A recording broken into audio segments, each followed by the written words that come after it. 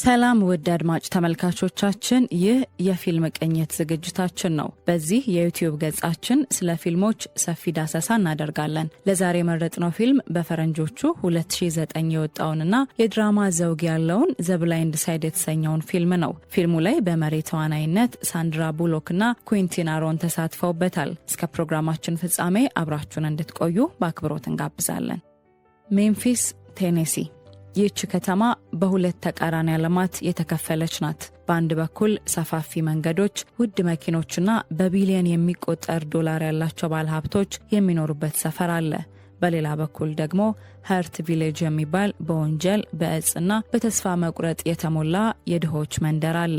በዚህ በጨለማ የተዋጠ መንደር ውስጥ ማይክል ኦኸር የሚባል ወጣት ይኖር ነበር። ማይክል ገና በልጅነቱ ነበር የዓለምን ጭካኔ ቀመሰው። እናቱ በክራክ ወይም እጽ ሱስ የተጠመደች በመሆኗ ማይክልና ወንድሞቹን መንከባከብ አልቻለችም። የመንግስት ሰራተኞች ማይክልን ከእናቱ እቅፍ ነጥቀው ሲወስዱት፣ እሱ ግን የሚያውቀው አንድ ነገር ብቻ ነበር፣ መሸሽ። ከእያንዳንዱ የማደጎ ቤት ይሸሽ ነበር። የሚሸሸውም ወደ እናቱ ነበር። ነገር ግን እናቱ በየቀኑ በእጽ ሰመመን ውስጥ ስለነበረች እሱን የምታይበት አይን እንኳን አልነበራትም። ማይክል ቢግ ማይክ በሚል ስም ይታወቃል። ግዙፍ ሰውነቱ ሰዎችን ያስፈራል። ነገር ግን ያንን ግዙፍ አካል የተሸከመው ልብ እንደ እርግቧ የዋህ ነበር። ማይክል ብዙ አይናገርም።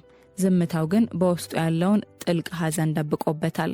አንድ ቀን የቢግ ማይክ ጓደኛ አባት ልጁን ወደ አንድ የግል ክርስቲያን ትምህርት ቤት ብራክሬስት ክርስቲያን ስኩል ለማስገባት ሲሄድ ማይክልንም አብሮት ይዞት ይሄዳል። የትምህርት ቤቱ አሰልጣኝ ማይክልን ሲያዩ ይደነግጣል። እንዲህ ያለ ግዙፍና ለስፖርት የተፈጠረ አካል አይቶ አያውቅም። ይህ ልጅ የእግዚአብሔር ስጦታ ነው አለ አሰልጣኙ። ይሁን እንጂ የትምህርት ቤቱ ቦርድ ማይክልን ለመቀበል ተጠራጠረ። ውጤቱ በጣም ዝቅተኛ ነው፣ ምንም የሚያውቀው ነገር የለም አሉ። ነገር ግን አንዱ መምህር እንዲህ አለ፣ ይህ ትምህርት ቤት ክርስቲያን የሚል ስም ካለው ይህን ልጅ ልንረዳው ይገባል። በዚህም ማይክል ወደ ሀብታሞቹ ትምህርት ቤት እንዲገባ ተፈቀደለት። ነገር ግን ማይክል እዚያ ትምህርት ቤት ውስጥ እንደ ባዕድ ነበር። ሁሉም ተማሪዎች ነጭና ሀብታም ናቸው።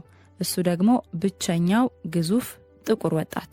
ማይክል በትምህርቱ ምንም ሊገባው አልቻለም። መምህራን ጥያቄ ሲጠይቁት ዝም ይላል። ፈተና ሲሰጠው ወረቀቱን ባዶ ይተዋል። ሁሉም መምህራን ይህ ልጅ መማር አይችልም ብለው ደመደሙ። አንዲት መምህር ግን በማይክል ወረቀት ላይ አንድ ስዕል አየች። ማይክል ስሜቱን በስዕል ይገልጽ ነበር። ማይክል ሞኝ ሳይሆን የተለየ አቀራረብ የሚፈልግ ልጅ መሆኑን የተረዳችው እሷ ብቻ ነበረች። እንደሚታወቀው በአሜሪካን ባህል መሰረት ታንክስጊቪንግ የሚባል ዕለት ይከበራል። ታዲያ የታንክስጊቪንግ ዋዜ ማለት ዝናቡ በከፍተኛ ሁኔታ ይዘንባል። የቱሂ ቤተሰቦች ሊአን፣ ባለቤቷ ሾን፣ ልጃቸው ኮሊንስ እና ትንሹ ኤስጄ ከአንድ የትምህርት ቤት ዝግጅት በውድ መኪናቸው ወደ ቤታቸው እየተመለሱ ነበር። ሊአን በመስኮት በኩል ስትመለከት አንድ ግዙፍ ጥላ አየች። ማይክል ነበር። አጭር እጅ ቲሸርትና አጭር ሱሪ ብቻ ለብሶ ነበር። በብርድ እየተንቀጠቀጠ በጨለማ ውስጥ ይራመዳል። ሾን፣ መኪናውን አቁም አለች ሊአን። ሊአን ጠንካራ፣ ትዕዛዝ የምትወድና የማትፈራ ሴት ናት። ሊአንን በፊልሙ የወከለችው ደግሞ ሳንድራ ቡሎክ ናት። ከመኪናው ወርዳ ወደ ማይክል ሄደች። ወዴት ነው የምትሄደው ስትል ጠየቀችው። ማይክል በፈራ ድምፅ ወደ ጂምናዚየሙ አላት። ጂምናዚየሙ ለምን? ምክንያቱም እዚያ ሙቀት ስላለው አላት። ሊአን ማይክል የሚሄድበት ቤት እንደሌለው ወዲያው ገባት። ያ ግዙፍ ሰውነት ውስጥ ያለው ብቸኝነት ልቧን ነካት። ና ወደ መኪናው ግባ፣ ዛሬ እኛ ቤት ታድራለህ አለችው። ሾን ባለቤቱን ያውቃታል።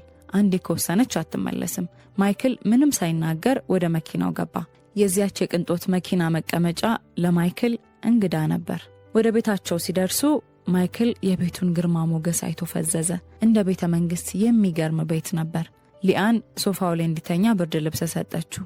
በዚያ ምሽት ግን ሊአን መተኛት አልቻለችም። ሾን፣ ጠዋት ስንነሳ ዕቃዎቻችንን ሰርቆ ቢሄድስ ስትል ባለቤቷን ጠየቀችው። ጥርጣሬ ገብቷት ነበር። ነገር ግን በማግስቱ ጠዋት ወርዳ ስታይ ያየችው ነገር አስገረማት። ማይክል አልነበረም። ነገር ግን ብርድ ልብሱን እጅግ በሚያምር ሁኔታ አጥፎ ሶፋውን አስተካክሎት ነበር። ማይክል ሊሰርቅ ሳይሆን ላደረጉለት ውለታ አክብሮቱን ገልጾ ወጥቶ ነበር። ሊአን በሩን ከፍታ ስትወጣ ማይክል በረንዳው ላይ ቆሞ አየችው። የትም አትሄድም፣ የዛሬውን ቀን ከኛ ጋር ታሳልፋለህ አለችው። የምስጋና ቀን ምግብ በጋራ በሉ። ማይክል ለመጀመሪያ ጊዜ በህይወቱ ከቤተሰብ ጋር ማዕድ ቀረበ። ሁል ጊዜ ብቻውን በቆሻሻ ገንዳ አጠገብ ይበላ የነበረው ወጣት ዛሬ በጸሎትና በፍቅር ከታጀበ ቤተሰብ ጋር ተቀመጠ። ከምስጋና ቀን በኋላ ሊአን አንድ ትልቅ ውሳኔ አሳለፈች። ማይክልን በሶፋ ላይ እንዲተኛ መተው አልፈለገች። በቤቷ ውስጥ አንድ ትርፍ ክፍል ነበራት። ያንን ክፍል ለማይክል እንዲሆን አዘጋጀችው። አዲስ አልጋ፣ አዲስ ብርድ ልብስና የሚለብሰውም ልብስ ገዛችለት። ሊአን ማይክልን ወደ ክፍሉ ይዛው ገባች። ይህ አንተ ክፍል ነው ማይክል አለችው። ማይክል ክፍሉን በአድናቆት ሲመለከት ቆየና በዝምታ አልጋዬ ነው ሲል ጠየቀ። ሊአን ፈገግ ብላ አዎ ያንተ አልጋ ነው፣ ከዚህ በፊት የራስ ክፍል ኖሮ አያውቅም አለችው። ማይክል ግን አንገቱን ደፍቶ አይ ከዚህ በፊት አልጋ ኖሮኝ አያውቅም አላት። ይህ ቃል ሊአንን እንደ መብረቅ ነበር የመታት። በሀብትና በቅንጦት ለኖረች ሴት አንድ ሰው እስከ 17 ዓመቱ ድረስ አልጋ ሳይኖረው መኖሩ ለማመን የሚከብድ ነበር። ማይክል ሁልጊዜ የሚተኛው ወለል ላይ፣ ሶፋ ላይ ወይም በቆሻሻ ክምር ላይ ነበር። ሊአን ወደ ውጭ ወጥታ በዝምታ አለቀሰች። ያንን ግዙፍ ወጣት ለመጠበቅ ያላት ቁርጠኝነት ከመቼውም ጊዜ በላይ በረታ። በቱሂ ቤተሰብ ውስጥ ትንሹ ልጅ ኤስጄ ወይም ሻን ጁኒየር እጅግ ንቁና ብልህ ልጅ ነው። ማይክልን እንደ ትልቅ አሻንጉሊት ወይም እንደ ታላቅ ወንድሙ ነበር የሚያየው። ሌሎች ሰዎች በማይክል ግዙፍነት ሲፈሩ፣ ኤስጄ ግን በማይክል ትከሻ ላይ እየተንጠለጠለ መጫወትን ይወድ ነበር። ኤስጄ የማይክል የግል አሰልጣኙ ሆነ። በትምህርት ቤቱ ሜዳ ላይ ማይክልን እየመራ ሩጥ፣ ፍጠን እያለ ያሰለጥነው ጀመር።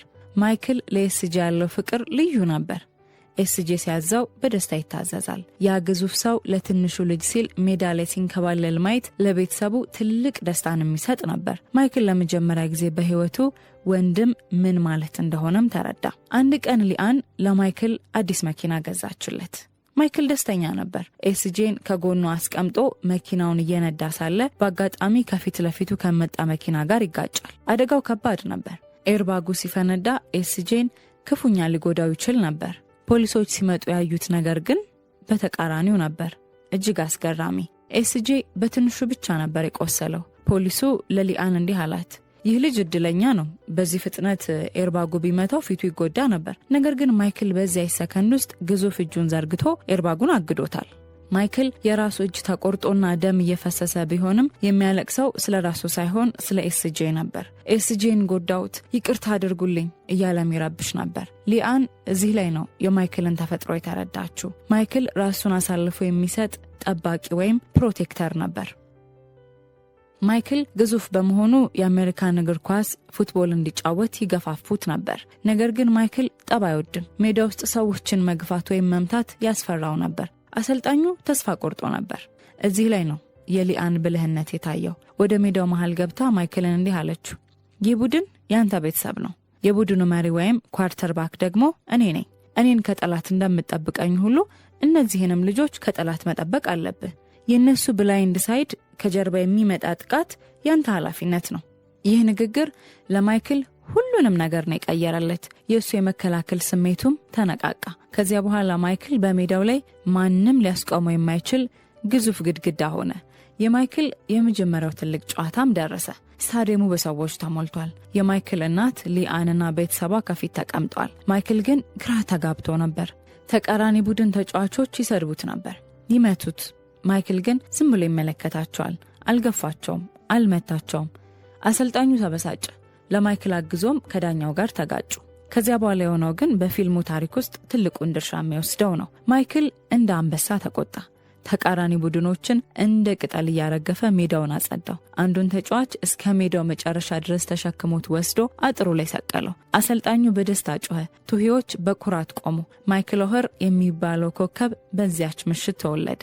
ማይክል በቴኔሲ ግዛት ውስጥ ትልቁ ስም ሆነ። በየቀኑ ከታዋቂ ዩኒቨርሲቲዎች ደብዳቤዎች ይጎርፉ ጀመር። የአሜሪካ ምርጥ አሰልጣኞች ወደ ቤታቸው መምጣት ጀመሩ። ሁሉም ማይክልን በእነሱ ቡድን ውስጥ እንዲጫወት ይለምኑት ነበር።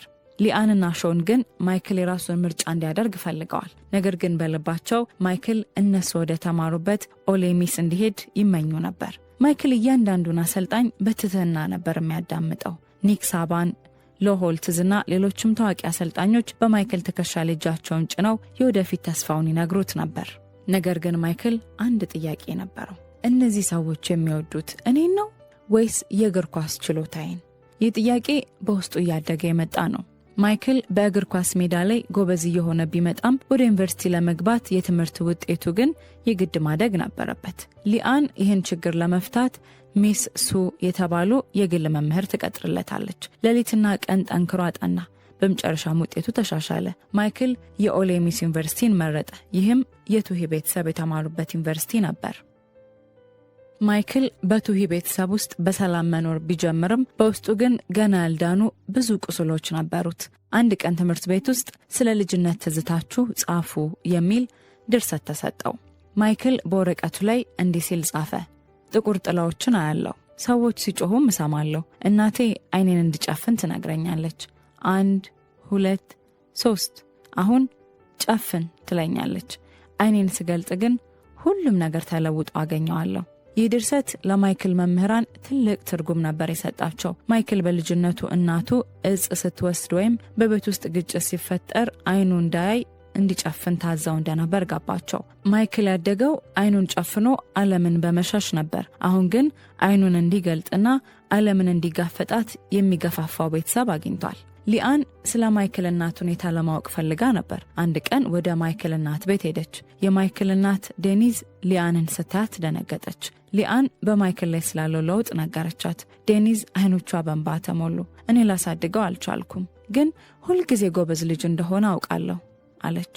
ዴኒዝ ልጇን እንደምትወደው ግን በእጽ ሱስ ምክንያት ልታሳድገው እንዳልቻለች ለሊአን ገለጸችላት። ሊአን በሁለቱ ዓለማት መካከል ያለውን ልዩነት አየች። እሷ ያለችው በቅንጦት ውስጥ ሲሆን ይህች እናት ግን በስቃይ ውስጥ ናት። ነገር ግን ሁለቱም አንድ የሚያመሳስላቸው ነገር ነበር፣ ለማይክል ያላቸው ፍቅር። ሊአን ማይክልን በይፋ በሕግ ልጅ አድርጋ ለመውሰድ አዶፕሽን ለማድረግም ወሰነች። ሾንም በዚህ ተስማማ። ማይክል ኦህር አሁን በሕግም ቢሆን የቱሂ ቤተሰብ አባል ሆነ። ማይክል ለኦሌ ሚስ ዩኒቨርሲቲ ለመጫወት ወሰነ። ነገር ግን ዩኒቨርሲቲዎች ስፖርት ማህበር አንድ ጥርጣሬ አደረባቸው። ቱሂዎች ማይክልን የረዱት ለራሳቸው ጥቅም ነው የሚል ክስ አመጡ። ጆሴሊን ግሬንጀር የምትባል መኮንን ማይክልን ብቻውን በአንድ ክፍል ውስጥ አስገብታ መጠየቅ ጀመረች። ማይክል ቱሂዎች ለምን እንደረዱ ታውቃለህ? ምክንያቱም ቤተሰቤ ስለሆኑ አላት ማይክል። እሷ ግን ቀጠለች፣ አይደለም ማይክል፣ እነሱ የኦሌ ሚስ ደጋፊዎች ናቸው። አንተን ያሳደጉ ለዚያ ዩኒቨርሲቲ እንድትጫወትላቸው ብቻ ነው። ካልተጫወትክላቸው ይወዱኛል ብለህ ታስባለህ? ይህ ጥያቄ የማይክልን ልብ ሰበረው። እውነት ሊአን የረዳችኝ ለዚህ ነው? ፍቅራቸው የውሸት ነው የሚል ጥርጣሬ በውስጡ ተፈጠረ። ማይክል ምንም ሳይናገር ከምርመራ ክፍሉ ወጥቶ ሮጠ። ማይክል ለብዙ ሰዓታት ጠፍቶ ወደ ድሮ መንደሩ ሄደ። ያ የቆሸሸው ሽጉጥ የሚመዘዝበትና ተስፋ የሌለው ሰፈር አሁንም እንዳለ ነው። እዚያም የድሮ ጓደኞቹን አገኘ። እነሱ ግን እንደ ድሮ አልነበሩም። ማይክል አሁን ውድ ልብስ የለበሰ ጠንካራና ትልቅ ስም ያለው ሰው ሆኗል። ጓደኞቹ ግን በእጽ ሽያጭና በወንጀል ውስጥ ተዘፍቀው ነበር። ከመካከላቸው አንዱ የሆነው አልተን ማይክልን ሊያበሳጨው ሞከረ። አሁን ነጭ ሆነሃል ማለት ነው? ያቺ ነጭ ሴት ሊአን ገዛች አይደል? እያለ ይሳለቅበት ጀመር። አልተን ስለ ሊአንና ስለ ኮሊንስ መጥፎ ቃላትን ተናገረ። በዚህ ጊዜ ማይክል ውስጥ ያለው ጠባቂነት ተነቃቃ። ማይክል አልተንን በግዙፍ እጁ አንቆ እያነሳው ስለ ቤተሰቤ መጥፎ እንዳትናገር አለው። የድሮ ጓደኞቹ ሽጉጥ ቢመዙም ማይክል ግን አልፈራም። ከእንግዲህ እሱ የዚያ ጨለማ ዓለም አካል እንዳልሆነ ተረዳ። ያንን ሰፈር ለዘላለም ጥሎት ወጣ። ሊአን በጭንቀት ትፈልገው ጀመር። በመጨረሻም በአንድ አሮጌ ማጠቢያ ቤት አጠገብ አገኘችው። ሊአን ወደሱ ቀረበች። ማይክል ምን ሆነሃል ስትል ጠየቀችው። ማይክል አይን አይኗን እያየ የረዳሽ ለምን ነበር? እግር ኳስ እንድጫወትልሽ ነው? ለምንድን ነው የኔን ህይወት የምትቆጣጠሪው አላት። ሊአን ዝም አለች። ጥያቄው ከብዷታል። ከዚያ ግን እንዲህ አለችው፣ ማይክል መጀመሪያ ያገኘው ቀን እግር ኳስ ትጫወታለህ ብዬ አላሰብኩም ነበር። በብርድ ስትቸገር ብቻ ነው ያየው። አሁን ግን አንድ ነገር እነግርሃለሁ። የትኛውን ዩኒቨርሲቲ መምረጥ ትችላለህ። ወደ ኦሌ ሚስ መሄድ ካልፈለግ አትሄድ። እግር ኳስ እንኳን ልትጫወት ይቅርና በቆሻሻ መኪና ላይ መስራት ብትፈልግ እንኳን እኔ አንተ እናት ነኝ። ሁልጊዜም እወድሃለሁ። ምርጫው ያንተ ነው። ማይክል የሊአንን እውነተኝነት በአይኖቿ ውስጥ አየው። እሷ የምትፈልገው የእሱን ስኬት እንጂ የራሷን ጥቅም እንዳልሆነ ተረዳ። ማይክል ፈገግ ብሎ እኔ ግን ወደ ኦሌ ሚስ መሄድ እፈልጋለሁ አላት። ለምን አለችው ሊአን። ምክንያቱም ቤተሰቦቼ ሁሉ የተማሩት እዚያ ስለሆነ አላት። ማይክል ወደ ዩኒቨርሲቲ የሚሄድበት ቀን ደረሰ። ሊአን ልብሱን ስታዘጋጅለት አለቀሰች። ትንሹ ኤስጄም ከታላቅ ወንድሙ ጋር መለያየት ከብዶት ነበር። ማይክል በዩኒቨርሲቲ ቆይታው እጅግ ጎበዝ ተጫዋች ሆነ። መላው አሜሪካ ስለሱ ማውራት ጀመረ። በመጨረሻም የኤንኤፍኤል ወይም ደግሞ ብሔራዊ የእግር ኳስ ሊግ የመረጣ ቀን ደረሰ። ማይክል ኦኸር በመጀመሪያው ዙር በባልቲሞር ራቨንስ ተመረጠ። ሊአን፣ ሾን፣ ኤስጄ እና ኮሊንስ በደስታ ጮሁ። ማይክል መድረክ ላይ ወጥቶ የቡድኑን ኮፍያ ሲያደርግ ካሜራዎች ሁሉ በእርሱ ላይ ነበሩ። እሱ ግን የሚያየው ቤተሰቡን ነበር። ያ በዝናብ ውስጥ ይራመድ የነበረው ብቸኛ ልጅ ዛሬ በሚሊዮኖች የሚከበር ጀግና ሆኗል። የዘ ብላይንድ ሳይድ ታሪክ በአንድ ግለሰብ ስኬት ላይ ብቻ ያተኮረ አይደለም። ስለ ሰው ልጅ ደግነት ነው የሚያወራው። ሊአን ማይክልን ስትረዳው ህይወቱን እቀይራለሁ ብላ አልነበረም። ነገር ግን አንድን ሰው መርዳት ዓለምን እንደሚቀይር አሳይታለች። ማይክል ደግሞ ፍቅር ከተሰጠው ማንኛውም ሰው ትልቅ ደረጃ መድረስ እንደሚችል ለዓለም ምስክር ሆኗል። ይህ በእውነተኛ ታሪክ ላይ የተመሰረተ ፊልም በፈረንጆቹ 2009 የወጣ የድራማ ዘውግ ያለው ነው። ሁላችሁም አድማጭ ተመልካቾቻችን ይህንን ፊልም እንድታዩት ጋብዘናችኋል። ያያችሁ ደግሞ አስተያየቶቻችሁን በኮሜንት ሴክሽን ላይ ልታስቀምጡልን ትችላላችሁ። ወደፊትም እያየን ቅኝት እንድናደርግባቸው የምትፈልጓቸው ፊልሞች ካሉ ኮሜንት ሴክሽን ላይ አስቀምጡልን።